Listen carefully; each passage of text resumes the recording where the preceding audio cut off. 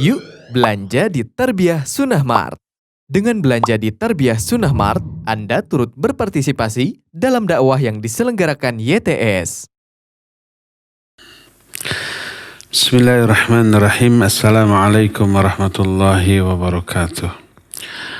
Alhamdulillahilladzi anzala as-sakinata fi qulubil mu'minin liyazdadu imanan ma'a imanihim walillahi junudus samawati wal ard wa kana Allahu aliman hakima wa asyhadu an la ilaha illallah wahdahu la syarika lah إقرارا به وتوحيدا وأشهد أن محمدا عبده ورسوله صلى الله عليه وعلى آله وأصحابه وسلم تسليما مزيدا وبعد. Alhamdulillah, kangen kepada para jamaah yang ketika umroh, ketika haji seperti keluarga sendiri ya. Kita sekarang berjumpa di udara secara online. Semoga suatu saat kita bisa berjumpa secara offline, bermuajahah, bertatap muka secara langsung ya. Semoga Allah segera mengangkat pandemi COVID-19 sekarang ini sesegera mungkin dari kehidupan kita ya. Tapi para jamaah sekalian yang Allah muliakan, kita akan bahas sebuah kitab yang sangat bagus. Kitab ini bagus untuk diri saya sendiri dan untuk semuanya. Karena kitab ini berisi tentang bagaimana caranya membersihkan hati, membersihkan jiwa kita dari noda dan dosa, dari syubhat dan syahwat. Bagaimana cara memperbaiki kondisi hati yang rusak. Masalah yang berkaitan dengan hati dan jiwa sangat bagus. Judulnya Ad-Da'u wad-Dawa. Ad-Da artinya penyakit, Ad-Dawa artinya obat. Penyakit dan cara pengobatannya secara syar'i. Siapa penyusunnya? Penyusun kitab ini seorang ulama yang beken, populer, yang terkenal, yang kaceluk ka awun-awun kakoncara kajana pria. Murid dari Syekhul Islam Ibn Taimiyah rahimahullah. Beliau adalah Imam Ibnu Qayyim Al-Jauziyah. Sebelum kita membahas isi kitab yang luar biasa bagusnya ini, kita akan berkenalan terlebih dahulu dengan pengarangnya ya. Tak kenal maka tak sayang. Tak kenal maka tidak bisa membayangkan, mengetahui tingginya kedudukan beliau di mata para ulama melalui kitab karya-karya tulisnya. Beliau ini memiliki gelar yang banyak. Beliau muhaqqiq, al-hafidh, al-usuli, al-faqih, al-nahwi, dan seterusnya. Ya. Ahli hadis bergelar al-hafidh, ahli usul, ahli fiqih, ahli nahu, dan banyak lagi. Melihat dari karya-karyanya di berbagai macam bidang. Siapa namanya? Namanya Muhammad bin Abu Bakar. Abu Bakar ini ayahnya. Bin Ayub, kakeknya, kakek Ibnu Qayyim ini namanya Ayub. Bin Sa'ad, buyutnya Sa'ad, dan seterusnya. Nah, namanya Muhammad, kunyahnya Abu Abdillah. Dan laqabnya Syamsuddin. Syamsuddin itu matahari agama. Jadi beliau bernama Syamsuddin Abu Abdillah Muhammad bin Abi Bakar bin Ayub bin Sa'ad bin Haris. Nisbatnya Ad-Dimashqi.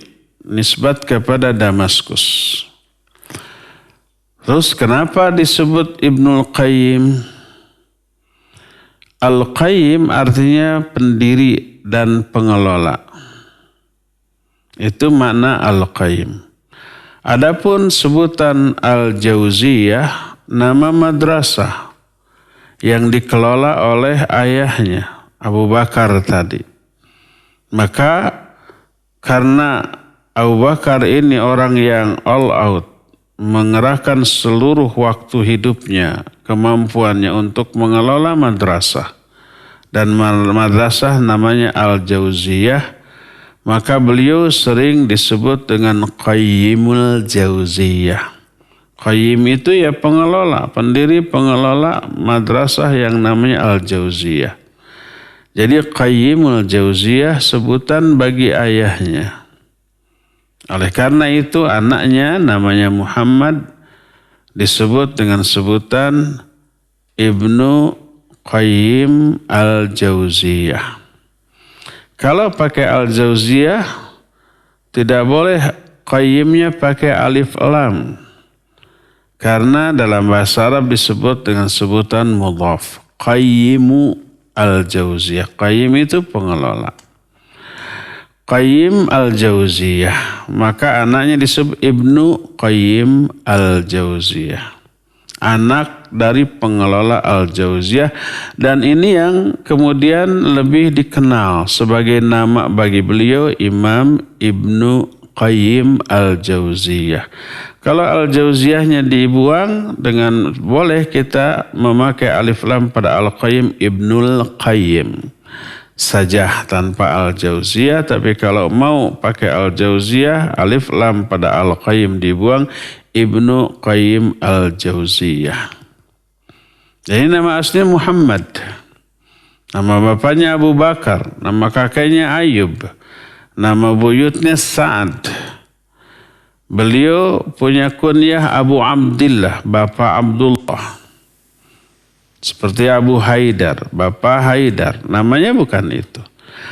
Nah, Abu Abdillah nama aslinya Muhammad. Sebutannya atau laqabnya, gelar yang diberikan oleh para ulama, Syamsuddin. Matahari agama. Karena memberikan cahaya berupa ilmu yang sangat luar biasa tentang agama ini kepada umat. Ya. Beliau lahir di sebuah rumah yang penuh ilmu karena ayahnya, kakeknya ulama. Lahir di sebuah rumah penuh ilmu, penuh keutamaan pada tanggal 7 bulan Safar tahun 691 Hijriyah. 691 Hijriah. Di sebuah desa ya yang namanya Huron. Kira-kira 55 mil dari Damaskus ke arah ke arah Tenggara. Kemudian beliau berangkat ke Damaskus untuk belajar kepada para ulama. Sebelumnya beliau belajar dulu kepada ayahnya. Ayahnya dikenal dengan keahliannya di bidang ilmu faraid. Oleh karena itulah maka pertama kali beliau belajar kepada ayahnya. Kemudian beliau belajar hadis dari beberapa guru, di antara Asy-Syihab An-Nablisi.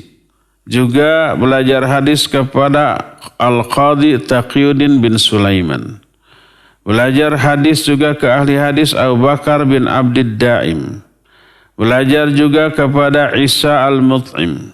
Belajar juga kepada Syekh Ismail bin Maktum. Bahkan ada juga salah satu gurunya adalah wanita, ahli hadis yang mengajar di balik hijab. Namanya Fatimah binti Jauhar. Dan banyak lagi ulama-ulama ahli hadis yang lainnya. Beliau orang Arab, tapi juga belajar nahwu, bahasa Arab.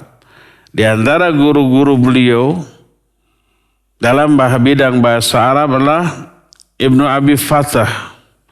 Kemudian juga Ibnul Baqa. Kemudian juga belajar Alfiyah Ibnu Malik kepada beberapa orang guru ahli nahwu di kota Damaskus tadi.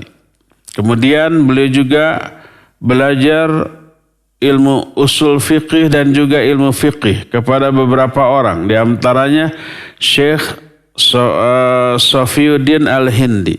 termasuk belajar masalah fikih dan usul fikih kepada Syekhul Islam Ibn Taimiyah, juga Syekh Ismail Muhammad Al-Harrani dan banyak lagi.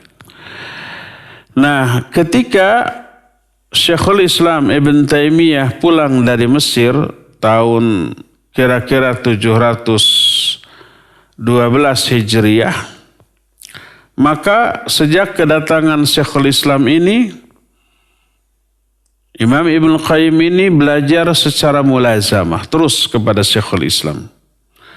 Tahun 712 itu, saat itu Imam Ibnu Qayyim rahimahullahu ta'ala berusia sekitar 21 tahun. Masih sangat muda dan berada dalam kondisi puncak dari segala segi. Terus sampai Syekhul Islam wafat tahun 728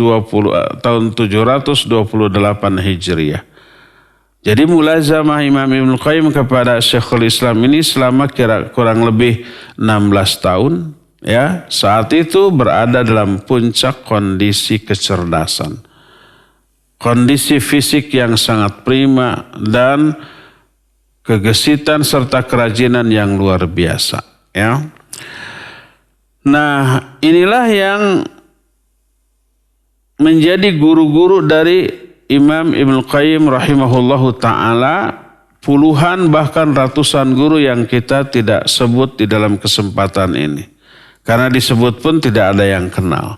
Kecuali satu-satunya yang kenal adalah Syekhul Islam Ibn Taimiyah rahimahullahu ta'ala. Nah, setelah beliau berguru, beliau berdakwah, aktif mengajar kesana kemari. Kalau para ulama zaman dahulu mengajar cukup duduk di Mesir sudah. Itu suasana kayak tabligh akbar yang datangnya ribuan. Terus rutin. Maka karena kesungguh-sungguhannya di dalam mempelajari, di dalam mengajar dalam berbagai macam disiplin ilmu syar'i ini, baik di bidang hadis, di bidang sejarah, di bidang fikih, usul fikih, termasuk akidah, termasuk raqaiq yang berkaitan dengan tazkiyatun nufus, maka dari tangannya lahirlah murid-murid yang kemudian menjadi ulama terkenal. Di antara murid-muridnya yang kemudian menjadi ulama yang sangat terkenal, yang kita kenal saja saya akan beritahukan, di antara adalah Imam Ibnu Rajab Al-Hambali rahimahullahu ta'ala. Beliau murid dari Imam Ibnu Qayyim. Ya. Kemudian di antara murid yang terkenal adalah seorang mu'arrikh, muhaddits, al-hafidh, juga mufassir Imam Ibnu Katsir rahimahullahu ta'ala. Beliau juga termasuk murid Imam Ibnu Qayyim. Selain beliau juga bareng-bareng gurunya, bareng-bareng Imam Ibnu Qayyim sama-sama juga belajar kepada Syekhul Islam Ibn Taimiyah. Ya. Termasuk di antara murid-muridnya adalah Al-Imam Al-Hafidh Umdatul Muhaddithin, namanya Syamsuddin Abu Abdullah Muhammad, dan seterusnya nisbatnya kepada Al-Maqdisi. Dan banyak lagi, termasuk Imam Az-Zahabi rahimahullahu ta'ala.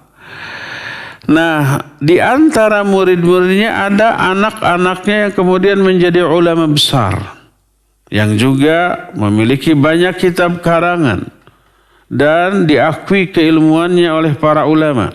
Di antara anaknya yang menjadi ulama adalah Ibrahim. Oleh Imam Az-Zahabi dalam kitab Mu'jamnya dikatakan tafaqaha bi abihi wa syaraka bil arabiyyah wa sami'a wa qara'a wa ishtaghala bil ilmi. Kata Imam Az-Zahabi bahwa Ibrahim ini belajar dari bapaknya, belajar masalah fikih, belajar masalah bahasa Arab, mendengar, membaca dan menyibukkan diri dengan ilmu. Berkata Al-Hafidh Imam Ibnu Katsir, berarti seguru seilmu dengan Ibrahim. Kana fadilan fin nahwi wal fiqhi ala tariqati abihi. Ibrahim ini seorang yang fadil, yang utama dalam masalah nahwu, dalam masalah fiqih, mengambil metodologi yang diambil dari bapaknya. Itu yang pertama. Kedua, di antara anaknya, anak Imam Ibnu Qayyim rahimahullah, ada juga yang menjadi muridnya yang kemudian menjadi ulama, namanya adalah Syarifuddin Abdullah. Beliau ini dianggap sebagai pengganti ayahnya. Ketika ayahnya Imam Ibnu Qayyim meninggal, yang menggantikan kedudukan beliau sebagai pengajar, mengajarkan ilmu-ilmu dari ayahnya, ya ini Syarifuddin, ya. Dan beliau seorang yang dikenal waraknya, solehnya, dan luar biasa, ya. Itulah di antara beberapa muridnya yang dikenal. Nah, sekarang bagaimana penjelasan atau pendapat komentar para ulama tentang Imam Ibnu Qayyim? Seluruh komentar para ulama yang mengenalnya, baik gurunya, muridnya, teman sejawatnya, seluruhnya hanya melontarkan pujian-pujian yang luar biasa. Berkata Imam Al-Hafidh Ibnu Rajab Al-Hambali rahimahullah, kana arifan bitafsir la yujari fihi wa bi usul din wa ilaihi fihima al-muntaha wa bil hadith wa ma'anihi wa fiqhihi wa daqa'iqil istinbat minhu la yulhaqu fi dhalik wa bil fiqhi wa usulihi wa bil arabiyyah wa lahu fiha al-yadut tula wa bi ilmil kalam wa bi kalami tasawuf wa isyaratihim wa daqa'iqihim. Kata Imam Al-Hafidh Ibnu Rajab, Imam Ibnu Qayyim seorang yang sangat faham tentang tafsir, tak ada bandingannya dalam masalah itu. Sangat mendalami ilmu usuluddin dan beliau puncaknya dalam masalah itu. Sangat mendalami masalah hadis, makna-maknanya dan fiqihnya, serta rincian cara beristimbat. Maka tak ada orang yang bisa menyamainya. Dan dalam masalah fikih dan usul fikih serta bahasa Arab, beliau berada pada posisi puncak. Tentang ilmu kalam, tentang ucapan para ahli tasawuf serta isyarat dan rinciannya, beliau orang yang tidak hanya mendalami tetapi juga sudah menjiwai. Itu dari aspek ilmu, dipuji. Wa kana rahimahullah dha ibadatin wa tahajjudin wa tuli shalah ilal ghayatil quswa. Adapun dari aspek ibadah, beliau adalah ahli ibadah, ahli tahajud. Salatnya itu amat sangat lama. Semua orang mengetahui kelamaannya, ya. Sangat kuat dalam hal berzikir. Penuh dengan rasa cinta yang sangat besar kepada Allah, ahli taubat, dan sangat mudah tersentuh oleh lantunan ayat atau pedaran hadis. Sampai kata Imam Ibnu Rajab, lam usyahid mislahu fi dzalik. Aku tidak pernah menyaksikan ada orang lain yang seperti beliau dalam hal ibadah. Wala ra'aitu awsa minhu ilman. Aku tidak pernah melihat ada orang yang lebih luas ilmunya daripada beliau. Wala arifu bima'anil Qur'an was sunnah wa haqaiqil iman. Dan aku tidak pernah mengenal ada orang yang lebih mengenal makna-makna Al-Quran dan As-Sunnah dan hakikat keimanan. Walaysa huwa bil ma'sum. Beliau orang yang bukan maksum, walakin lam ara fi ma'nahu mislahu. Tapi aku tidak pernah melihat ada orang yang seperti beliau. Nyaris tidak pernah aku melihat beliau berbuat salah ataupun berdosa. Diyakini tidak maksum, tak ada orang yang maksum. Ya. Itu kata Imam Ibnu Rajab. Berkata Imam Az-Zahabi rahimahullah, ketika menerangkan, Imam Az-Zahabi termasuk salah satu muridnya. Uniya bil hadis wa mutunihi wa ba'di rijalih. Wa kana yashtaghilu fil fiqh wa yujidu taqrirahu wa bin nahwi wa yadrihi wa fil usuliyin wa tasudul istighal wa nashril ilm. Beliau sangat memahami hadis dan matannya serta sebagian rijal atau para perawi hadis. Beliau sangat sibuk dalam masalah fikih yang sangat bagus ketika menelaah masalah fikih dan merangkannya. Beliau orang yang ahli di bidang nahwu dan usul fikih, dan beliau orang yang sangat rajin di dalam menyebarkan ilmunya. Berkata Imam Ibnu Katsir rahimahullahu taala, kata beliau, bara fil ulum muta'addidah, la siyama ilmu tafsir wal hadis wal usuliyin.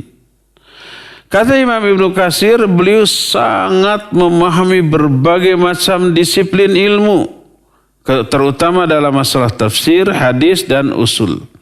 Usul itu artinya usul fiqh.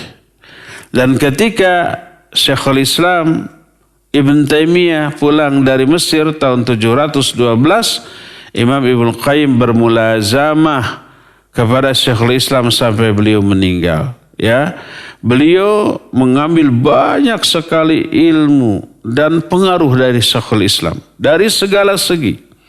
Tidak hanya dari segi ilmu, juga kecerdasan, cara berpikir, juga dalam masalah ibadah dan akhlak yang sangat luar biasa. Disebutkan beliau itu belajar dari Syekhul Islam Ibn Taimiyah rahimahullah sampai beliau itu siang serta malam waktunya dipakai untuk menelaah ilmu. Wa kana husnul qiraah wal khuluq. Beliau sangat bagus dalam aspek akhlak dan juga bacaan Al-Quran. Kathirat tawaddud, beliau amat sangat penyayang kepada sama makhluk. La yahsudu ahadan wa la yu'dhih. Beliau tidak pernah hasad kepada seorang pun dan tidak pernah menyakiti siapapun. Wa la yahdiqu ala ahadin, tidak pernah dengki kepada siapapun. Wa la a'rifu fi hadzal alam fi zamanin aktsar ibadatin minhu. Aku tidak pernah mengetahui di alam ini, di zaman kita ini, orang yang lebih rajin ibadahnya daripada beliau. Itu adalah komentar murid-murid sekaligus para ulama yang mengetahui dan melihat kehidupan keseharian dari Syekhul Islam Ibnu Qayyim rahimahullahu ta'ala ini. Ya. Dan banyak lagi komentar-komentar yang luar biasa dari para ulama yang lain. Sekarang apa saja kitab-kitab karangannya, karena beliau seorang ulama yang memahami, mendalami banyak disiplin ilmu syar'i, maka dari sana lahir kitab karangan yang banyak di berbagai macam bidang. Seperti dalam bidang fikih dan usul fikih, ada I'lamul Muwaqqi'in an Rabbil Alamin. Ada Turukul Hakimah fi Siyasati Syar'iyah. Ada Ighathatul Lahafan fi Makadi Syaitan. Dan banyak lagi ya dalam masalah fikih dan usul fikih. Dalam masalah hadis dan juga sirah. Sirah itu sejarah. Ada kitab Tahdzib Sunan Abi Daud. Wa idahi ilalihi wa muskilatihi. Ada kitab Zadul Ma'ad fi Hadi Khairul Ibad. Dalam masalah akidah ada Ijtima'ul Juyus al-Islamiyah ala Ghazwil Mu'attilah wal Jahmiyah. Ada Sawa'iqul Mursalah ala Jahmiyah wal Mu'attilah. Ada Syifa'ul Alil dan banyak lagi yang lain-lainnya. Dalam masalah raqaiq itu hal yang berkaitan dengan hati. Masalah tazkiyatun nufus. Ada kitab yang berjudul Hadil Arwah ila Biladil Afrah. Ada juga kitab Ar-Ruh, ini sudah diterjemahkan. Ya. Ada kitab Madarijus Salikin. Ada kitab Uddatus Sabirin wa Dakhiratus Syakirin. Nah, salah satu di antara kitab raqaiq dan akhlak ini adalah Ad-Da'u wad-Dawa yang kita akan bahas ini. Ya. Ada lagi Badaidul Fawaid dan juga ada Fawaid. Ada juga Al-Wabilus Sayyib Minal Kalamit Tayyib dan banyak lagi kitab-kitab yang lainnya. Nah, salah satu kitab yang berkaitan dengan raqaiq, tazkiyatun nufus dan akhlak adalah kitab yang sekarang kita akan bahas, yaitu apa? Ad-Da'u wad-Dawa. Ya. Nah, Kenapa lahir kitab Ad-Da'u Wad-Dawa? Kitab ini lahir sebagai jawaban atas satu pertanyaan. Pertanyaannya adalah ada orang yang bertanya, "Ma taqulu sadatul ulama a'imatuddin radhiyallahu anhum ajma'in fi rajulin ubtuliya bi baliyatin wa 'alima annaha in istamarat bihi afsadat alaihi dunyahu wa akhiratuhu. Wa qad ijtahada fi daf'iha an nafsihi bi kulli tariq fama tazdadu illa tawaqqudan wa shiddah famal hilah fi daf'iha wa mat tariqu ila kashfiha farahimahullah man a'ana mubtalan wallahu fi aunil abdi ma kana al abdu fi auni akhi aftuna ma'jurin." Apa pendapatmu wahai Syekh tentang seseorang yang diberi musibah berupa penyakit?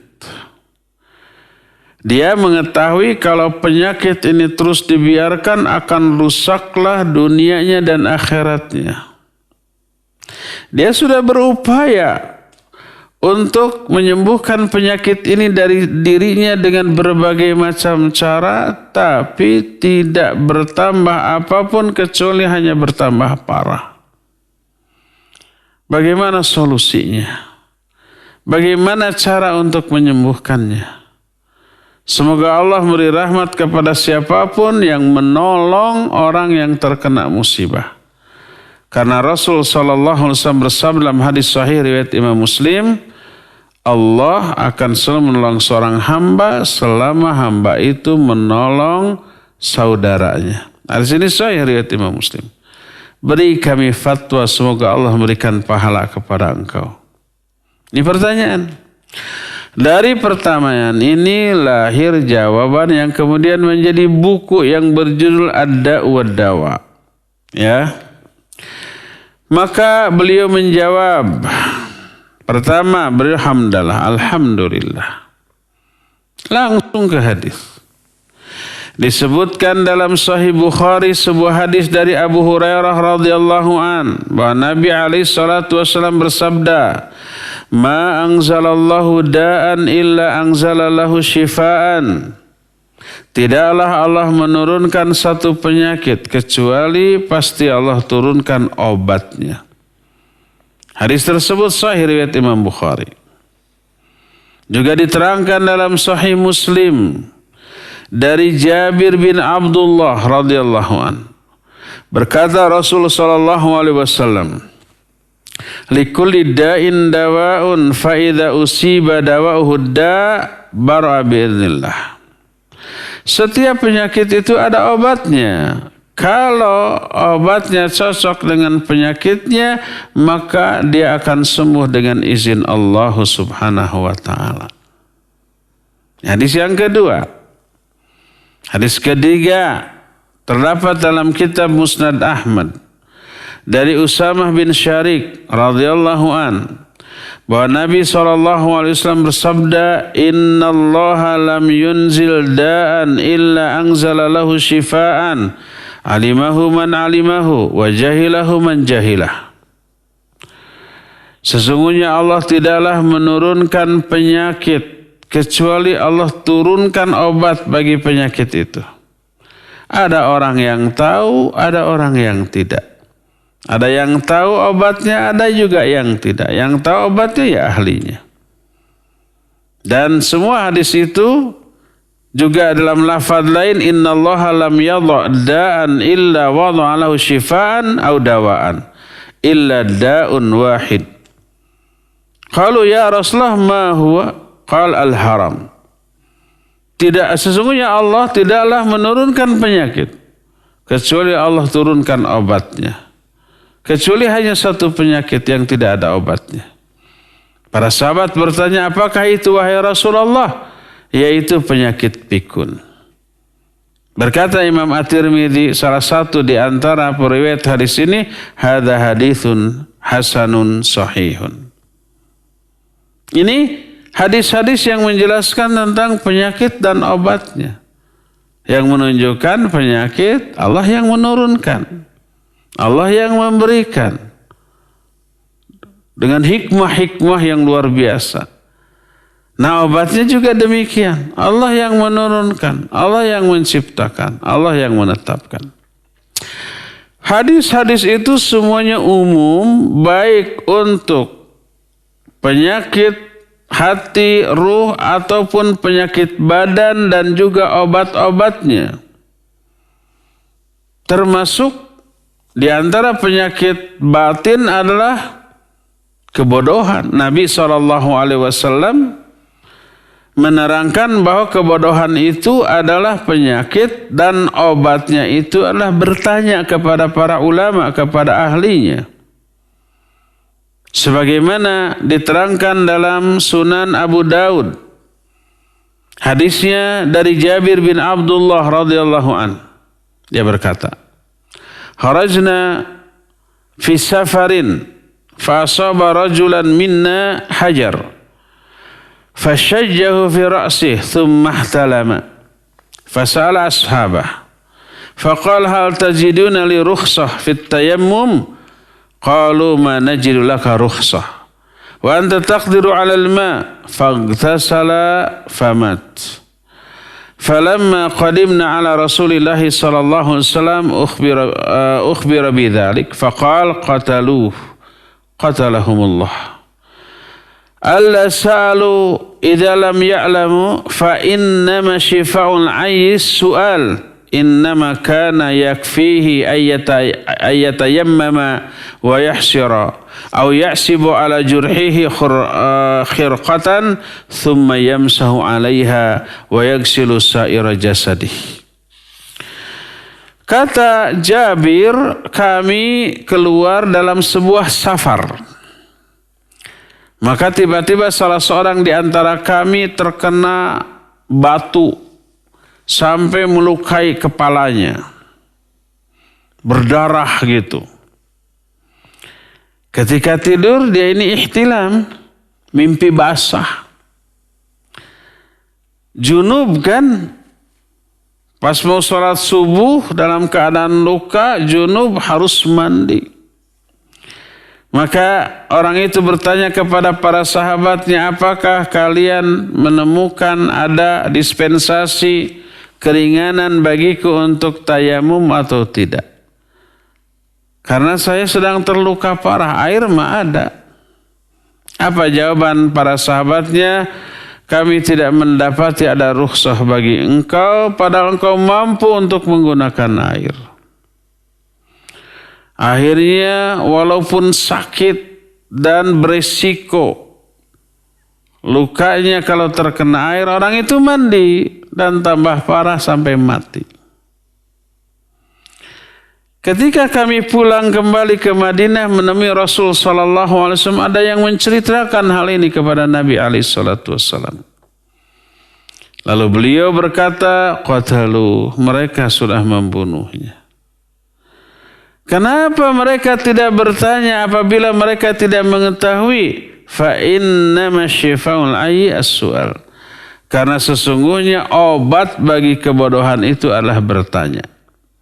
Cukuplah bagi orang itu tayamum, kemudian membungkus lukanya dengan kain, kemudian dia cukup mengusap bagian atas dari kainnya. Kemudian boleh kalau mau dia mandi membasuh bagian tubuh lainnya yang tidak terkena dengan luka tadi. Ya. Hadis ini menunjukkan bahwa kebodohan adalah penyakit dan obatnya adalah bertanya. Allah Azza wa Jalla telah mengabarkan bahwa Quran ini adalah obat dalam banyak ayat. Di antaranya surah Fussilat 44. Allah berfirman, "Walau ja'alnahu Qur'anan a'jamiyan laqalu laula fussilat ayatuh. A'jamiyun wa arabiyyun qul huwa lil ladzina amanu hudaw wa shifaa." Seandainya kami menjadikan Al-Quran itu dengan bahasa ajam. Ajam itu selain Arab. Pasti mereka itu akan bertanya, kenapa tidak dirinci ayat-ayatnya? Apakah bahasa ajam atau bahasa Arab? Jadi selalu mengkritik, menyalahkan sesuatu yang sebenarnya tidak salah dan tidak layak dikritik. Katakan oleh Muhammad, Quran itu adalah petunjuk bagi orang-orang beriman, wasyifa, dan juga obat. Juga dalam surah Al-Isra ayat 82 Allah berfirman, wa nunazzilu minal Qur'ani ma huwa syifaa'u wa rahmatul lil mu'minin. Dan kami telah menurunkan Al-Quran ini merupakan obat dan rahmat bagi orang-orang mukmin. Huruf min dalam ayat ini wa nunazzilu minal Quran bukan min litab'id yang artinya sebagian, dan kami menurunkan sebagian dari Al-Quran ada yang menjadi obat, bukan sebagian min di sini. Tapi min di sini disebut libayanil jins la litab'id, untuk menerangkan jenis. Al-Quran ini seluruhnya adalah obat, itu intinya. Sebagaimana dijelaskan di dalam ayat yang lain yang tadi dikemukakan dalam surah Fussilat ayat 44. Al-Quran ini obat bagi hati dari penyakit kebodohan dan penyakit keraguan-raguan. Tidaklah Allah Azza wa Jalla menurunkan dari langit obat yang lebih umum, lebih bermanfaat dan lebih agung serta lebih mujarab di dalam menghilangkan penyakit dibanding Al-Quran. Jadi obat yang paling mujarab yang Allah turunkan dari langit hanyalah Al-Quranul Karim untuk menghilangkan berbagai macam penyakit. Apakah termasuk penyakit jasad, termasuk penyakit raga, badan? Iya. Bagaimana caranya mengobati orang yang berpenyakit badan dengan Al-Quran? Salah satunya diterangkan dalam Sahih Bukhari dan Sahih Muslim. Hadis ini diterima dari Abu Sa'id radhiyallahu an. Dia berkata, intalaqa nafarun min ashabin Nabi sallallahu alaihi wasallam fi safaratin safaruha hatta nazalu ala hayyin min ahya'il Arab. Fastadhafuhum fa'abau ayudhaifuhum. Faludigha sayyidu dhalikal hayy fasami'a lahu fasa'u lahu bikulli syai' la yanfa'uhu syai'un. Faqala ba'duhum law ataitum haula'ir ruhat alladhina nazalu la'allahu ayyakuna 'inda ba'dihim syai'. Fa'atawhum faqalu ayyuhar ruhat inna sayyidana ludiga wa sa'ina lahu bikulli syai'in la yanfa'uhu fahal inda ahadim minkum min syai'. Kata Abu Sa'id, beberapa orang sahabat melakukan safar. Sahabat Nabi SAW melakukan safar. Mereka singgah di salah satu desa bangsa Arab dan minta jamuan. Mereka kehabisan bekal. Minta jamuan ke kampung tersebut. Tapi penghuni kampung itu pelit, kikir, buntut kasiran,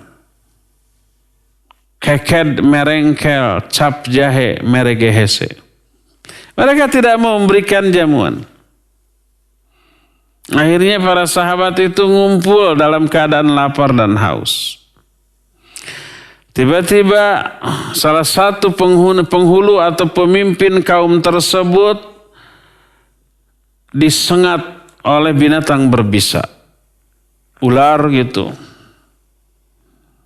Kemudian mereka berupaya mengobatinya, tapi nggak ada manfaatnya, tidak menyembuhkannya dengan segala cara, tidak sembuh. Salah satu di antara mereka ada yang berkata, seandainya kita mendatangi orang-orang yang singgah di kampung kita, siapa tahu di antara mereka ada yang bisa mengobati.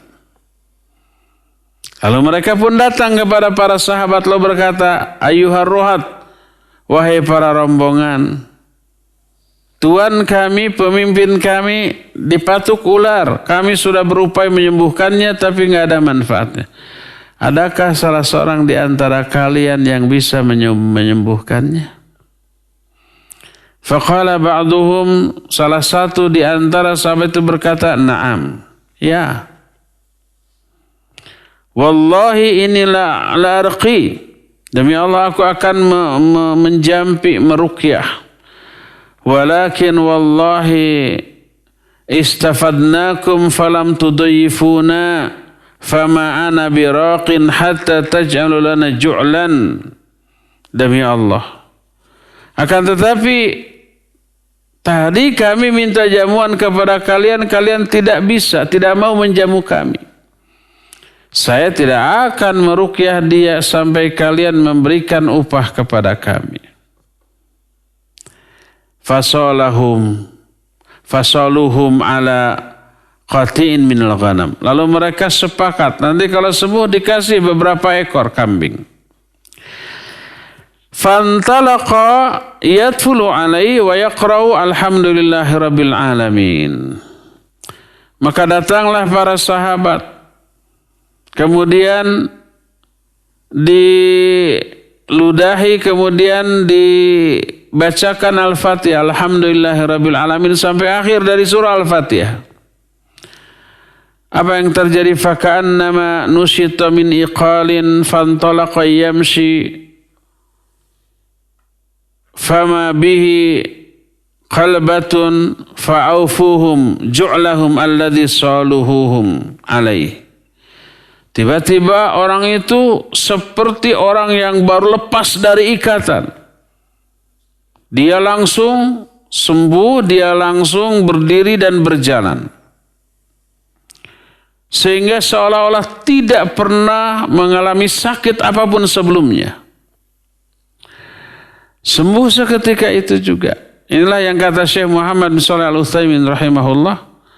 Ruqyah syar'iyah itu lebih mujarab daripada obat apapun di dunia ini. Buktinya apa? Seketika dibacakan, diruqyah, seketika itu juga apa? Sembuh. Andai ada obat yang modern sekarang berupa serum atau apa, disuntikan atau apa ke orang yang disengat oleh binatang berbisa, dipatuk oleh ular, kan tidak langsung disuntik langsung sembuh. Pasti ada proses, ya. Berjam-jam. Kalau sore hari umpamanya disuntikan, malamnya demam dulu, baru besoknya akan ada perubahan. Itu pun tidak drastis, itu pun pasti bertahap. Ini mah langsung, seolah-olah tidak pernah sakit sebelumnya. Akhirnya mereka memberikan upah sebagaimana yang sudah mereka sepakati. Maka berkatalah mereka, iqtasimu, bagikan. Maka berkatalah orang yang meruqyah tadi, la naf'alu hatta na'tiyan Nabi sallallahu alaihi wasallam. Enggak, kami enggak akan bagikan dulu sampai kami datang kepada Nabi sallallahu alaihi wasallam. Ini hukumnya halal enggak? Minta upah dari hasil ruqyah gitu ya. Yang kemudian ini yang dijadikan dalil oleh para peruqyah untuk mengambil upah. Tapi apa yang terjadi setelah sampai kepada Rasul sallallahu alaihi wasallam? Nabi sallallahu alaihi wasallam kemudian berkata, "Wa may yudrika annaha ruqyah?" Dari mana kamu tahu bahwa Al-Fatihah itu ruqyah? Lalu beliau menyatakan, "Qad asabtum, kalian telah benar. Iqtasimu wadribu li ma'akum sahma." Sini, bagikan dan berikan, maka aku pun ingin bersama-sama kalian menyantap daging ini. Jadi oleh Nabi SAW suruh dibagi-bagi kepada para sahabat yang ada. Jadi kita lihat bahwa obat ini begitu berpengaruh kepada penyakitnya. Dan obatnya adalah bacaan Al-Quranul Karim. Sembuh seolah-olah sebelumnya tidak pernah merasakan sakit apapun. Dan ini semudah-mudah, seenteng-enteng obat bagi penyakit yang berat. Seandainya orang itu diobati dengan obat-obat yang hissi, obat biasa, maka tidak akan mungkin semujarab itu. Berkata Imam Ibnu Qayyim, wa makathu bi Makkah muddat ta'tarini adwaan wala ajidu tayyiban wala dawa fakuntu alijun nafsi bil Fatihah fara laha ta'thiran ajabiyan fa'ara laha ta'thiran ajiban fakuntu asifu dhalika liman yashtaki alaman wa kana katsira minhum yabra'u sari'an. Aku pernah tinggal di Mekah selama beberapa waktu. Dan selama di Mekah aku terkena dengan penyakit. Aku tidak menemukan adanya tabib ataupun obat. Ada dokter ataupun obat. Di Mekah saat itu tidak ada. Lalu aku mengobati diriku sendiri dengan Al-Fatihah. Dan aku melihat efek yang ajaib luar biasa. Aku sembuh seketika. Lalu aku pun memberitahukan hal itu kepada setiap orang yang mengalami penyakit apapun. Dan kebanyakan mereka sembuh dengan cepat. Oleh karena itulah maka banyak sekali pengalaman para ulama yang mengobati penyakit hanya dengan ruqyah. Timbul pertanyaan, adapun orang-orang zaman sekarang nih, zaman Kewari. Ketika sakit apa yang langsung muncul di pikirannya? Obat, ke dokter, gitu kan? Ke sinse, ke herbalis, ke terapis dan seterusnya. Tidak langsung muncul dalam pikirannya, kenapa tidak dengan ruqyah syar'iyah? Salah satu, dan ini umumnya penyebab kenapa orang tidak mau mengobati dirinya dengan cara meruqyah diri sendiri dengan Al-Quran adalah sudah pernah mencoba, bahkan sering mencoba, bahkan berkali-kali meruqyah diri sendiri ketika sakit dengan ayat Al-Quran, tapi kok nggak sembuh-sembuh. Lebih apa? Lebih yakin kesembuhan teraih melalui pengobatan dari dokter untuk zaman sekarang. Kalau dengan ruqyah syariah, ya untung-untungan, coba-coba sifatnya. Kalau ke dokter bukan coba-coba, ada keyakinan sembuhlah. Kan gitu ya? Nah itu penyebabnya. Penyebabnya orang tidak mau meruqyah dirinya dengan ruqyah syariah ketika sakit karena sering melakukan ruqyah tapi tidak sembuh. Kadang-kadang itu hanya sekedar sementara, umpamanya ke dokter pagi-pagi ya. Dokter biasanya sore prakteknya, sementara nunggu ke dokter kita ruqyah saja dulu. Jadi hanya sebagai apa? Sebagai ganjalan saja. Ibarat ban, pakai ban serep dulu tuh. Ban utamanya kempes, nanti setelah ditambal ganti lagi. Ini menunjukkan keyakinan dia tentang mujarab tidaknya ruqyah ini kurang, lemah, hanya sedikit. Otomatis apa? Efeknya juga sedikit. Bahkan kalau tidak yakin, tidak ada efek sama sekali. Oleh karena itu, harus kita fahami, harus kita yakini, harus kita ketahui bagaimana caranya agar ruqyah syariah yang kita lakukan, baik untuk diri sendiri ataupun untuk orang lain, betul-betul mujarab. Semujarab sahabat tadi ketika membacakan Fatihah. Semujarab Rasul SAW ketika meruqyah Abu Bakar yang juga terkena apa? Terkena gigitan ular. Waktu di gua. Namanya gua apa? Gua yang terkenal? Bukan Hiro. Thur. Nabi dan Abu Bakar saat itu sebelum hijrah kan bersembunyi dulu di Gua Thur. Gua itu masih perawan. Belum pernah ada yang masuk. Jadi Abu Bakar ketika mau ngumpet sama Nabi SAW masuk duluan. Nabi ditahan di luar. Didapati banyak lubang-lubang ular. Dibuka bajunya, disobek. Semua lubang-lubang ular itu dia sumpal dengan bajunya. Tersumpal kecuali hanya satu di bawah. Itu sudah nggak ada lagi baju kain yang bisa disobek. Akhirnya beliau duduk, kemudian dia tutup lubang ular yang tersisa tadi dengan kakinya, lalu memanggil Nabi SAW supaya masuk, lalu dipersilakan Nabi SAW untuk merebahkan kepalanya di pangkuan Abu Bakar. Abu Bakar duduk dan kakinya dipakai menyumpal salah satu lubang ular yang tidak tertutup. Nampaknya si ular itu nggak suka tuh, engap merenya. Akhirnya gewek itu kaki Abu Bakar di apa? Dipatuk. Sakitnya tuh bukan main. Tapi Abu Bakar nggak berani ngerejet, nggak berani teriak. Karena Nabi SAW sedang tidur, lelap, tidak mau membangunkan beliau.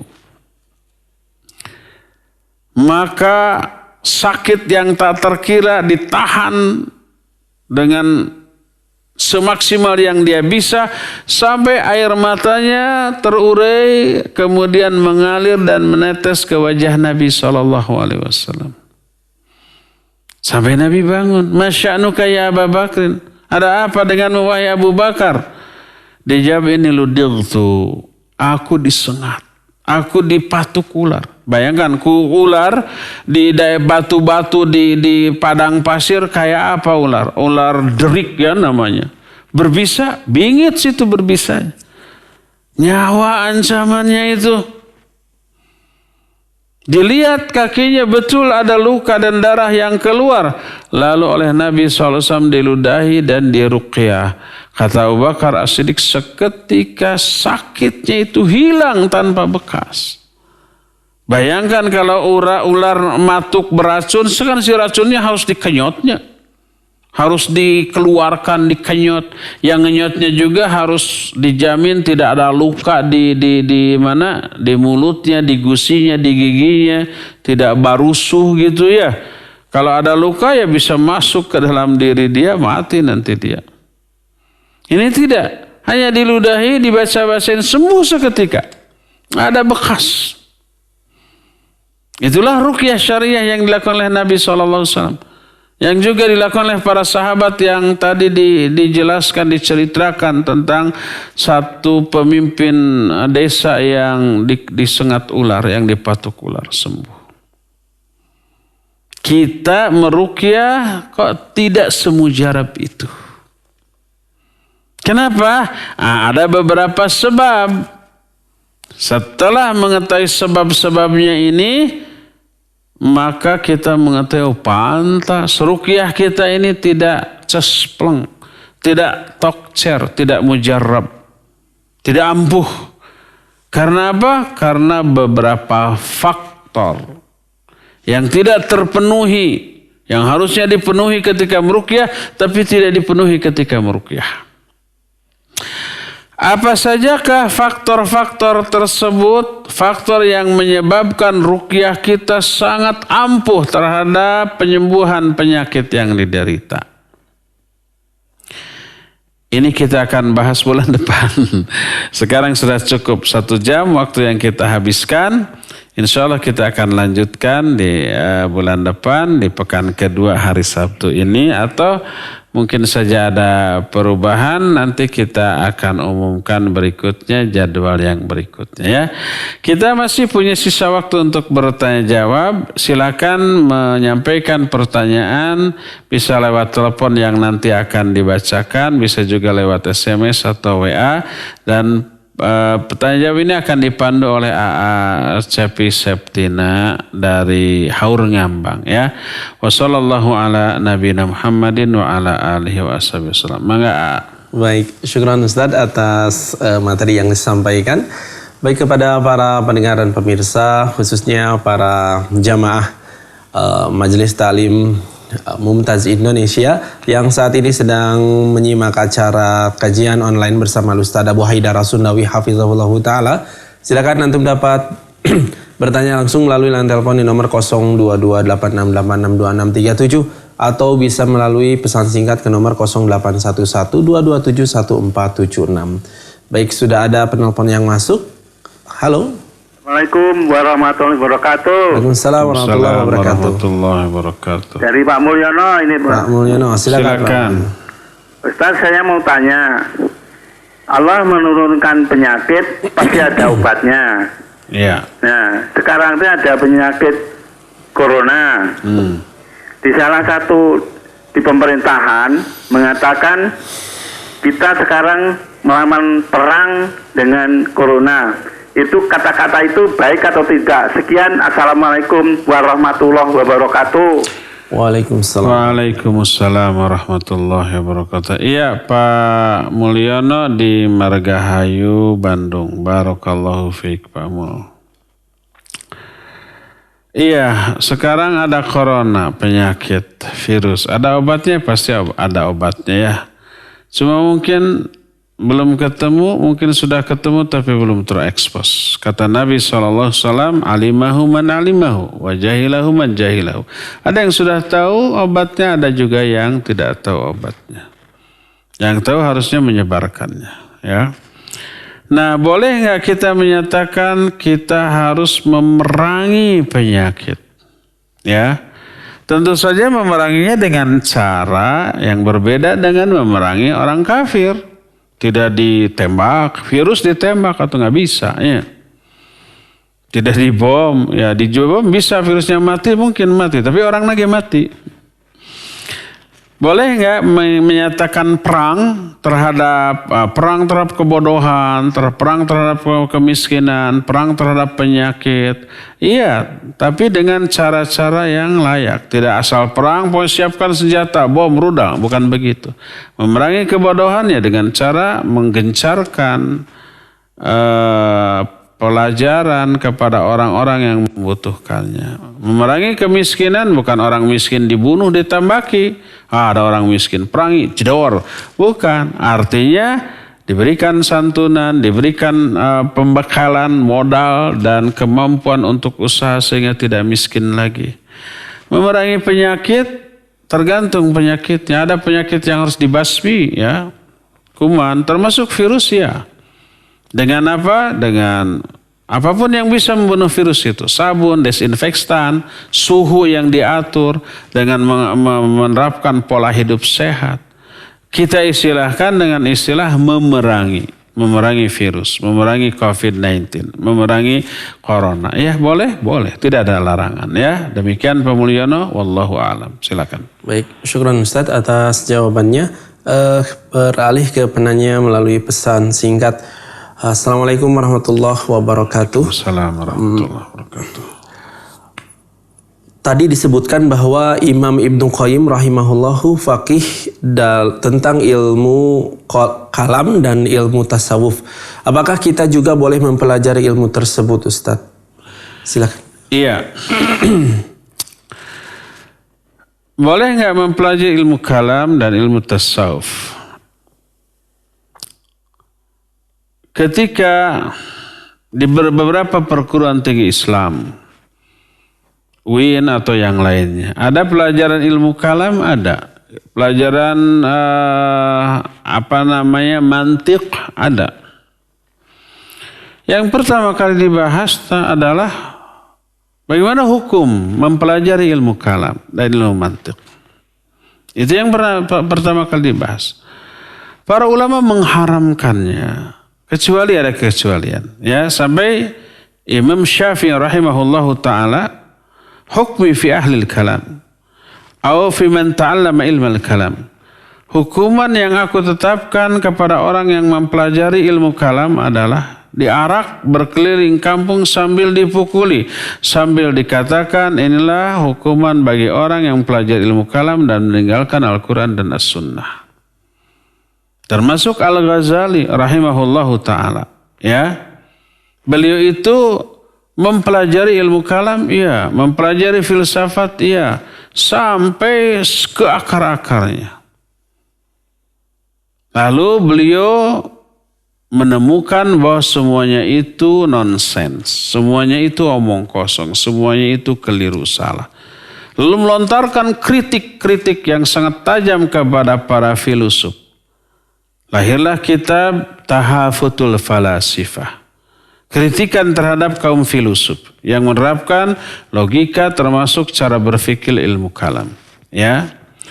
Jadi hukum asalnya tidak boleh. Kecuali pertama, orang tersebut adalah ulama. Orang tersebut orang yang sudah menguasai ilmu syar'i. Dan itu menjadi benteng terhadap semua syubhat yang akan masuk. Bisa terbantah.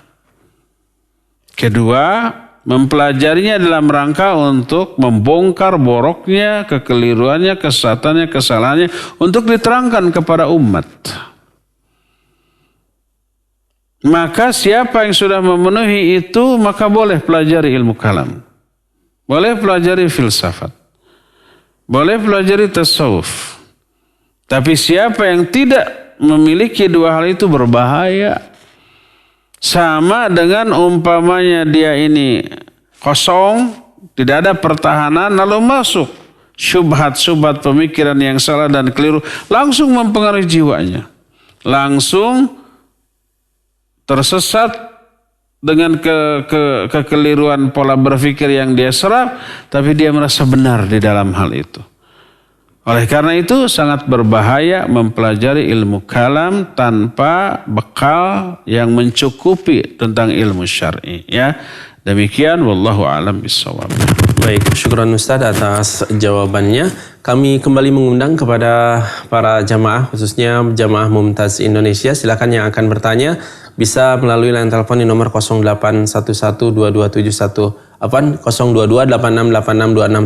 atau melalui pesan singkat ke nomor 081122711476. Mungkin untuk mengobati kerinduannya bisa menyebutkan nama dan keberangkatannya, apakah jamaah umrah atau jamaah haji dan dibimbing oleh siapa, silahkan. Baik, ada penelpon yang masuk. Halo? Sudah masuk? Waalaikumsalam warahmatullahi wabarakatuh. Silakan Pak. Saya Ibu Nining Cimahi. Ibu Nining, Ibu silakan. Nining Cimahi. Ya. Ini Ustaz, kaitannya saya tadi sudah sempat bertanya mengenai kurban atas nama orang tua yang sudah meninggal oleh anaknya. Itu hukumnya wajib atau sunat, Ustaz? Sunnah saja, Bu. Untuk Karena orang tua. Karena waktu itu almarhum belum pernah kurban. Silakan kurbankan sama ibu, tapi ibu terlebih dahulu harus kurban untuk ibu sendiri tahun ini. Kalau ada budget rezeki yang mencukupi untuk beli lagi, silakan beli lagi. Jadi hukumnya sunat aja ya, Ustaz? Sunat, ya. Oh iya. Makasih Ustaz. Jazakallahu khairan. Assalamualaikum warahmatullahi wabarakatuh. Ya, kita beralih ke penanya melalui pesan singkat Ustaz. Ya. Bismillah, Assalamualaikum warahmatullahi wabarakatuh. Ustaz, ada dalil di hadis dari Bukhari yang bilang kalau kita diruqyah orang, kalau kita diruqyah orang lain maka tidak dapat masuk surga langsung tanpa hisab. Tapi kita minta tolong diruqyah karena yang meruqyah Ustaz yang lebih tinggi ilmunya. Bagaimana itu Ustaz? Silakan. Iya, barakallahu fiik. Minta diruqyah kepada orang lain tidak haram dan tidak dosa. Tidak terlarang. Cuma memang kehilangan kesempatan untuk bisa masuk surga tanpa hisab. Bisa nggak masuk surga? Bisa, tapi dihisab dengan hisab yang ringan kalau amalnya soleh. Adapun diruqyah orang lain tanpa diminta, maka tidak terkena hadis tadi karena kita tidak minta. Umpamanya kita sakit, lalu ada orang ustadz atau kawan atau siapa yang kita tahu berilmu, kita tahu dia soleh gitu ya. Lalu dia datang melayat kita langsung meruqyah.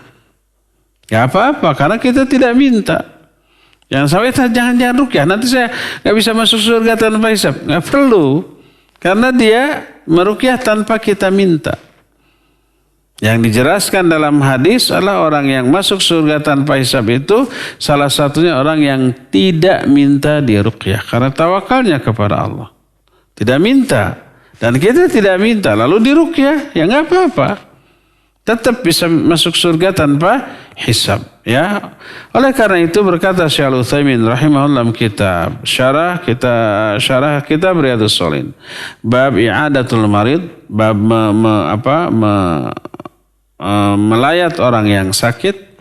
Salah satu adab melayat adalah kalau kita umpamanya melayat dan waktu luang dan memungkinkan, ruqyahlah dia tanpa harus diminta. Mungkin dia ingin diruqyah tapi tidak mau minta karena ingin masuk surga tanpa hisab, tapi dia ingin diruqyah. Melihat kita datang gitu, mungkin dia menganggap kita ini orang yang dikabul doanya, minta, dia berharap kita meruqyah, tapi tidak mau minta, maka ruqyah saja. Jadi berbeda antara diruqyah tanpa diminta dengan meminta untuk diruqyah, walaupun tidak diruqyah. Umpamanya, tolong ruqyah saya, afwan sekarang saya nggak bisa, sibuk, diruqyahnya tidak, tapi mintanya sudah. Itu terkena dengan hadis tadi. Ya, jadi dibolehkan diruqyah tanpa kita minta, ya. Wallahu a'lam bishawab. Silakan. Baik, syukran Ustaz atas jawabannya. Kita kembali ke penanya melalui line telepon. Sudah ada yang masuk kembali. Ya, silakan. Silakan. Silakan yang telepon.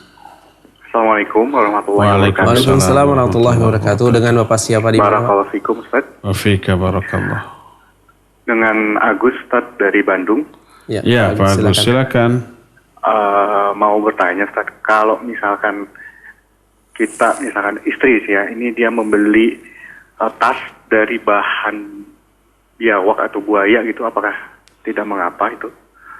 Kemudian kalau misalkan anak itu pakai tas yang berwarna yang dari makhluk hidup gitu, bergambar makhluk hidup gitu, seperti hewan gitu, seperti itu, atau kart yang dari makhluk hidup gitu, misalnya hewan berkarbon, itu apakah tidak mengapa juga atau apa hukumnya gitu, Ustaz? Iya. Saja mungkin. Barakallahu fiik. Wa fika barakallah. Baik. Pak Agus di Bandung. Hukum kulit buaya yang dijadikan pakaian, jaket, tas, sepatu kayak gitu boleh atau tidak? Kalau binatang itu binatang yang haram dimakan, maka tidak boleh. Seperti kulit singa, ya, buaya termasuk yang tidak boleh dimakan, maka tidak boleh. Adapun kalau kulit tersebutlah kulit binatang yang boleh dimakan dan sudah disamak, cara mensucikannya itu adalah dengan cara disamak, suci.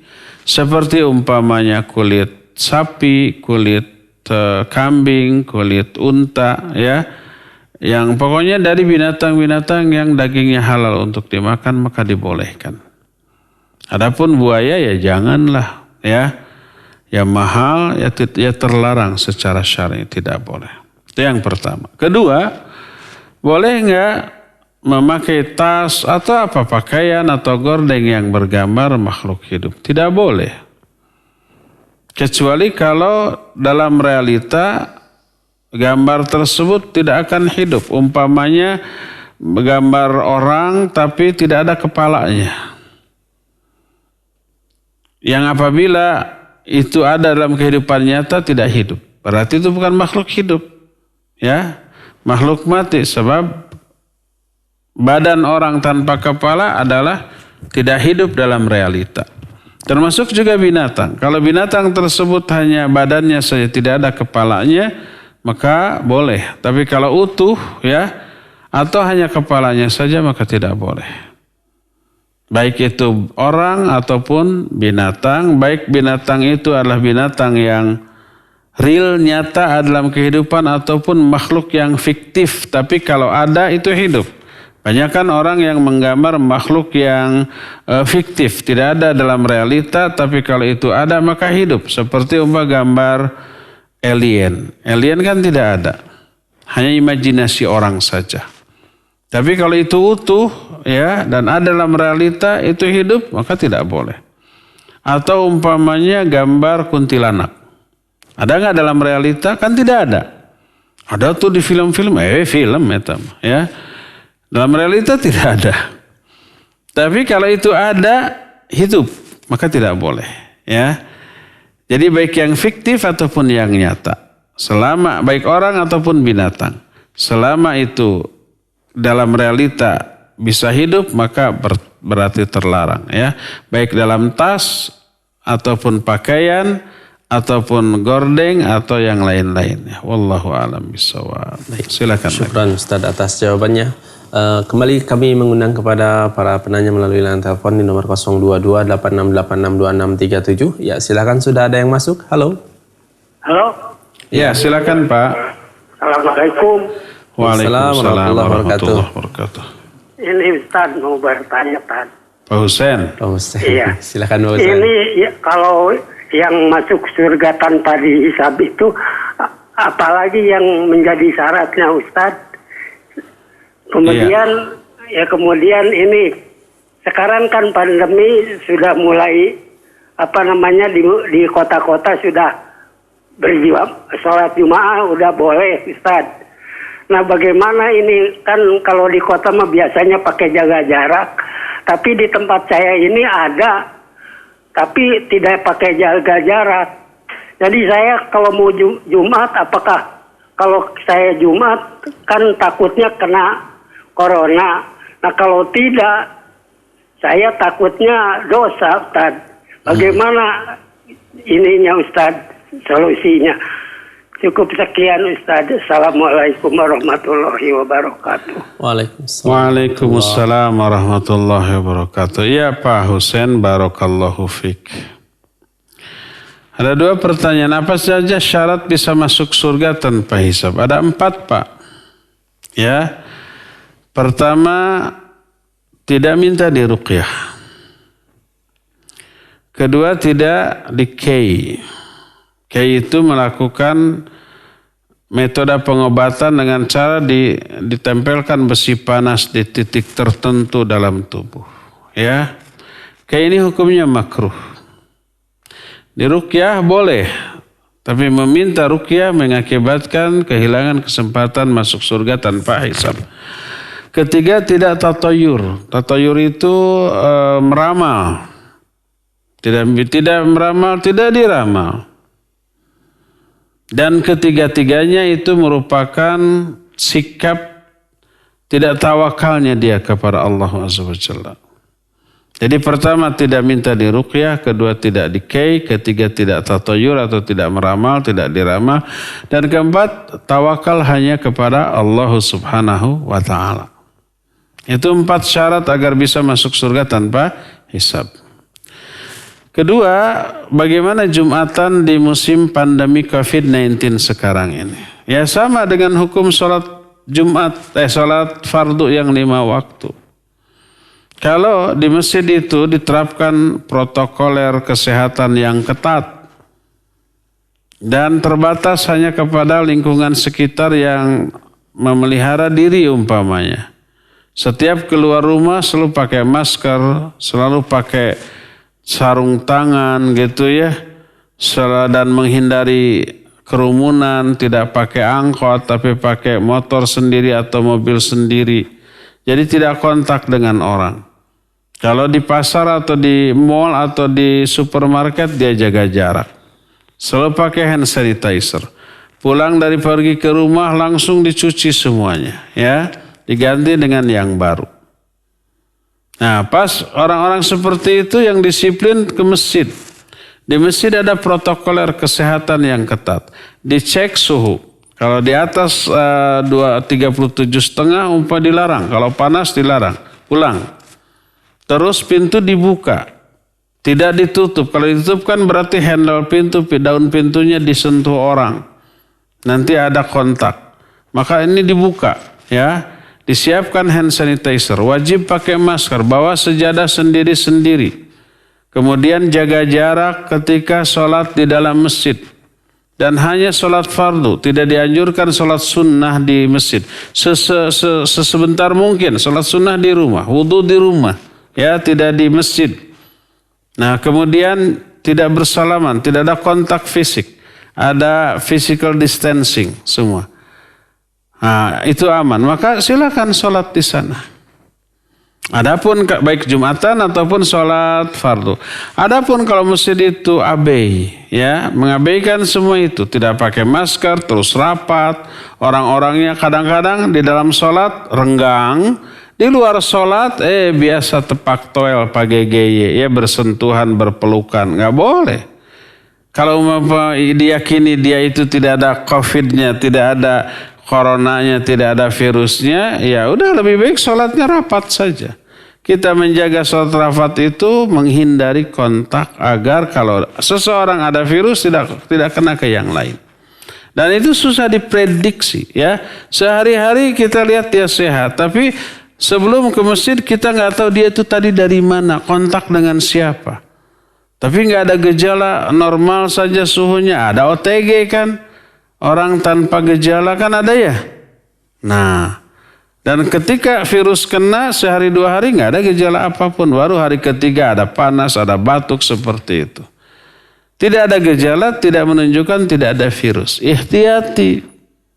Kita hati-hati waspada. Jadi kalau suatu masjid sembarangan, maka jangan sholat di masjid itu. Ya, setiap orang pintunya tertutup, setiap orang masuk keluar pasti menyentuh pintu itu, gitu ya.